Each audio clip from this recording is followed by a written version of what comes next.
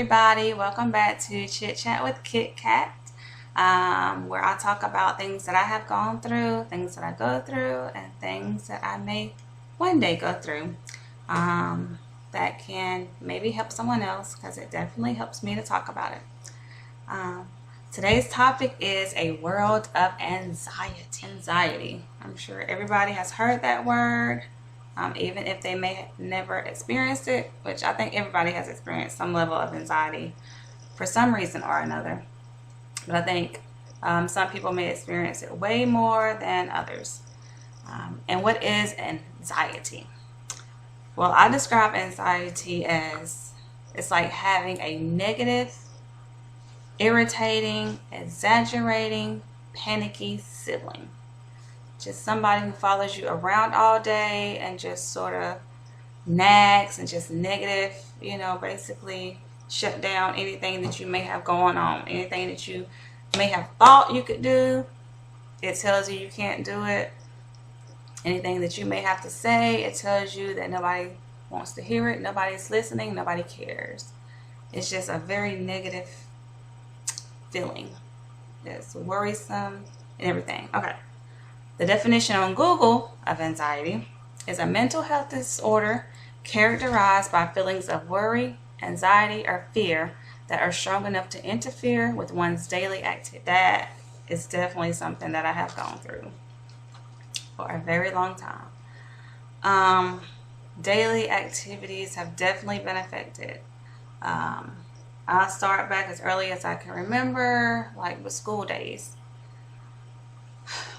My anxiety used to be so high that I could not raise my hand to ask a question.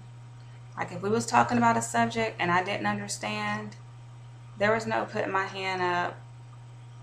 Miss So-and-so, I don't understand that. Could you please explain?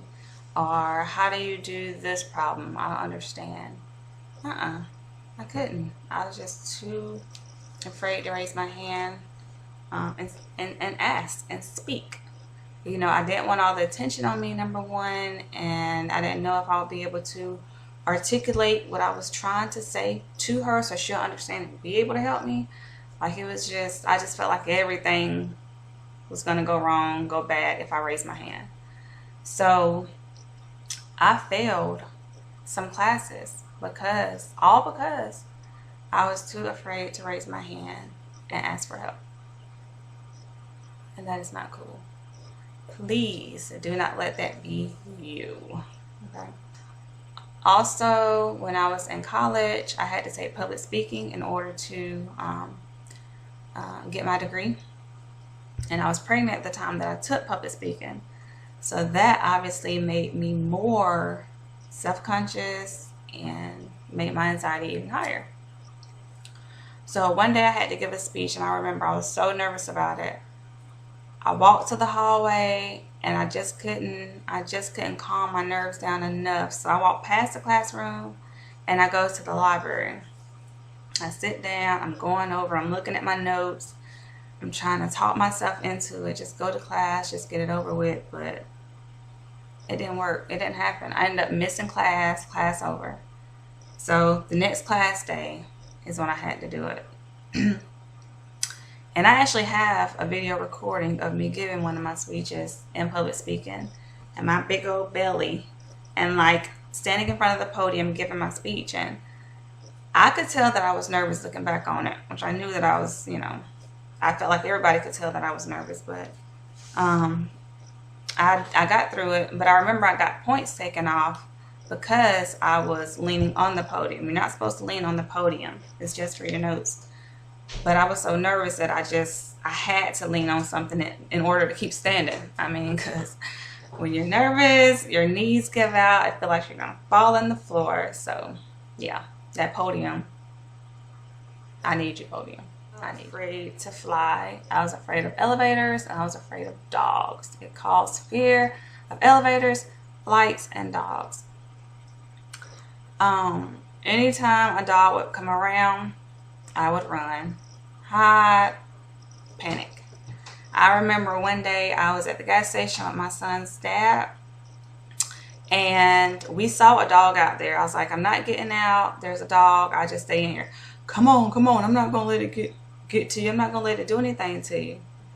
Okay, so I get out. Time we get up to the dog starts running after me. So I'm running around in circles. So I end up jumping on somebody's car because I was afraid of the dog. Another thing I did when I was younger, I was riding on my bicycle. And you know how you pull people? Somebody get behind, somebody sit on the seat, and you are in the front pedaling the bike. So I was, pulling my cousin on my bike. And we were going, this is when we stayed in the village. We were going down a little hill, and I happened to look back and see a dog running towards us. What did I do? I jumped off the bike and ran home. Another thing, elevators. I was always afraid of elevators. I felt like, and I think that's a little bit of claustrophobia too, being a claustrophobic. Just being in that box, I always felt like we were going to get stuck. I have gotten better at elevators. I do ride elevators now, and I'm a lot more calmer on an elevator than I used to be. So, thank you. So I definitely have social anxiety. Whenever I have to talk in front of a group of people, whether it's a group of friends, a group of family members, it doesn't matter. I have social anxiety. It feels like everybody is looking at me. It gets hot. I feel like I can't get my words out. I feel like I can't form thoughts to even speak. Like, it's just crazy. It's the craziest thing, but it's something I know all too well. All right. Oh yeah, something else that it caused. I failed my driver's test twice. Yeah, I had to take my driver's test 3 times. And I know for a lot of people that don't experience that have a hard time understanding what it's like. But it's real to the people that experience it. Okay? It is very real. And it causes physical symptoms. Chest palpitations, chest pains, which of course can lead to all other kind of health problems. So anxiety and stress and stuff like that is not good for your body, which is the reason why you have to find ways to treat it, control it, to get a hold on it so that you can live with it. One of the things that helped me to deal with it is prayer. But prayer really is a big deal, and it really helps. There's scriptures in the Bible that talk about anxiety, so that's how you know it's real. For you non-believers, and for you people who think that, oh, just shake it off, oh, just put your big girl panties on, oh, just, you'll be all right. No, it's real, and I may not be all right, okay? So, Proverbs 12:25, it says, anxiety in a man's heart weighs it down, but a good word cheers it up. So that's why it's good for those who have family and friends that have anxiety or know somebody that's going through it. Be encouraging. Be positive. Listen to those people, okay? Listen to their fears. Listen to their concerns. Just be there for them. Don't ever try to knock them or belittle them for feeling that way, because it is real, and it could have been you, okay? Another scripture that I like is Philippians 4:6-7, which reads, do not be anxious over anything, but in everything by prayer and supplication, along with thanksgiving, let your petitions be made known to God, and the peace of God that surpasses all understanding will guard your hearts and your mental powers by means of Christ Jesus. That's one of my favorite scriptures. It says, do not be anxious over anything, okay? The peace of God. And I really think, and I have prayed and prayed for that for so long, and I've tried to drill it into my head, and I think it's getting better, which is how I'm able to be on here talking to you, okay? Okay. Another thing that helps me is music and dancing. Music kind of helps my mind to focus on other stuff than what's in front of me, my reality. I can sort of just kind of just be at ease and be just in a whole nother world, really. And I remember I worked as a CNA at a nursing home. And when I would go around and do my rounds, changing my people and putting them to bed and checking on them and whatnot, turning them every 2 hours and all that stuff, I would sing. And I remember one lady was like, "You're always singing." And I said, "Yep." You know, because it helps puts my mind at ease. I'm just able to really focus on what I need to do, get it done, and get on to the next thing. So when I came in and I wasn't singing, you know, they would ask me about it. They figured that something was wrong because I wasn't singing.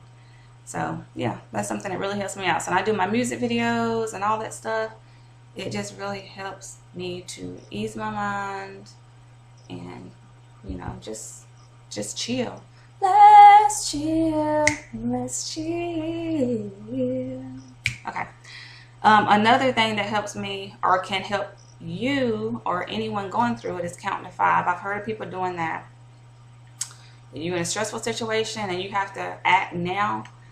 1, 2, 3, 4, 5. Just count in your mind or out loud.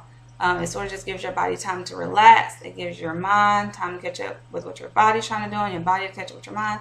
And then you're able to do whatever you need to do, especially working in healthcare. It can be overwhelming sometimes. Sometimes you have to react just like that. And your anxiety can freeze you.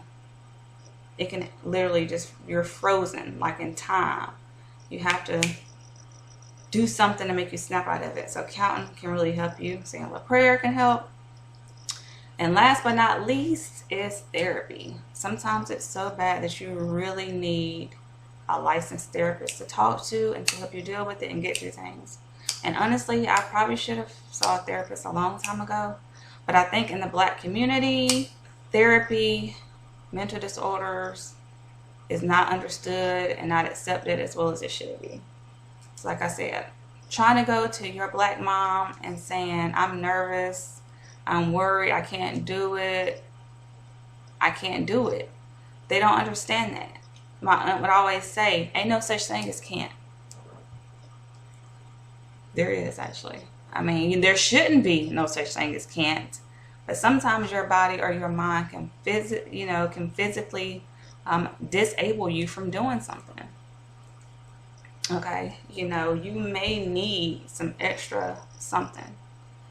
And you know, some people are driven to drink to ease their mind, to calm their mind, their anxiety, their nerves. Have you ever heard somebody say, "My nerves bad"?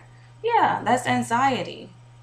And a lot of people smoke and stuff to try to keep their nerves calm, but that's anxiety. And we have to find better ways and more positive ways to deal with it. And I'm so thankful that I never picked up any bad habits. And I think that's why I feel it so much, because I don't have any extra curricular thing to calm my anxiety down. Like, I've had to learn how to deal with it. And so, and my ways have been prayer, music, and just time and growth. To let you know, even though anxiety is a pain in the butt, you can still live a good life. You still can get through it. There is help out there. Better days are to come. And I am a prime example. Even though I hated asking questions, even though I had to repeat some classes, I did get through high school. I did graduate with my associate's degree, and I have worked as a nurse. I got through my public speaking class, got my driver's license. I have achieved, and I'm very thankful for that. And I thank Jehovah, and I thank everyone who has remained positive and patient with me, especially my bestie and my family and my friends. You know who you are. Thanks. All right, so thank you for joining Chit Chat with Kitkat today. Have a good day, and I'll see you next time. Bye. That's the wonderful world of anxiety. If any of you guys have experienced it or know what I'm talking about, or know something else that may be helpful to someone experiencing it, let me know, okay?